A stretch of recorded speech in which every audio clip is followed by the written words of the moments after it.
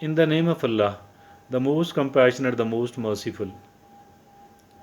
I was sitting at the place of a retired colonel who retired as a full colonel from the army. And there we started talking about Lieutenant General Javed Nasir, ex-Director General ISI. The person I was sitting with is also a religious person, but he said that I don't agree with this man, General Javed Nasir, because he resigned from the slot of a lieutenant general, although there were very bright chances of him that he will become a COAS. Out of all the available of lieutenant generals at that time, this person was having very bright chances of becoming the COAS, 4-star general. But he resigned. What did he resign? I asked. Because he was that much committed with the cause of tableeg. He was so deeply attached with tableegi jamat that he thought that I don't need to become a COAS, rather I need to become a very humble worker, a very humble da'i. He preferred to be a very humble da'i instead of trying to become a COAS, Pakistan Army. I'm not saying that whatever he did was a right or wrong thing. I don't have that much of willpower, absolutely. If I were in his place, I would not have done it because I'm not that strong person mentally. But look upon him, the kind of person he is. I'm not praising him, whatever he. I mean, I'm not saying one thing or the other. But how much difficult is it for a person to resign from a slot like this one when there are enormous amount of chances that a person will become a COAS. He grew a long beard on his face during his service, and he was the first general, he was the first lieutenant general in the army who grew a long beard, who was keeping a long beard during the service. And this was asked during an interview with him. He replied, okay, definitely I was the first one. Why the other people don't? Because we are slave.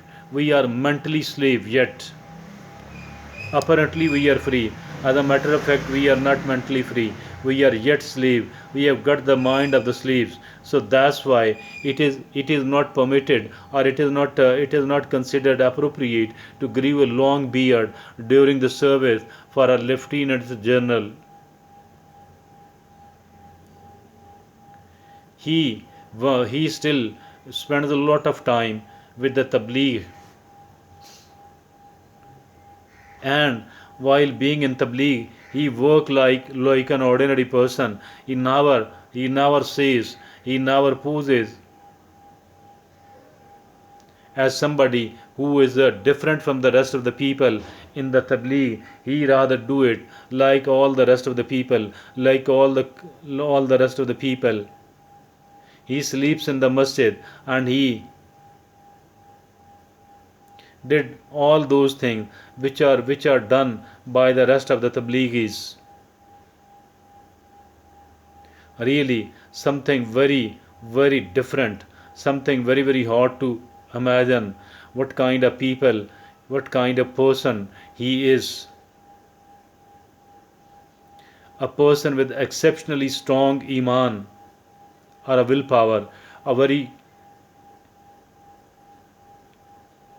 strong mind, a person of very strong mind. He was being interviewed on the television. Once he told the anchor person that the camera shouldn't be in front of me, rather I should be filmed from the back. He was asked what is the reason. He did tell that I go along with the tabligh, and like the rest of the people, I too have to do the things whatever the rest of the tablighis are found doing during their time on tabligh. And if at all the people, everybody started recognizing me, identifying me, then it will become difficult for me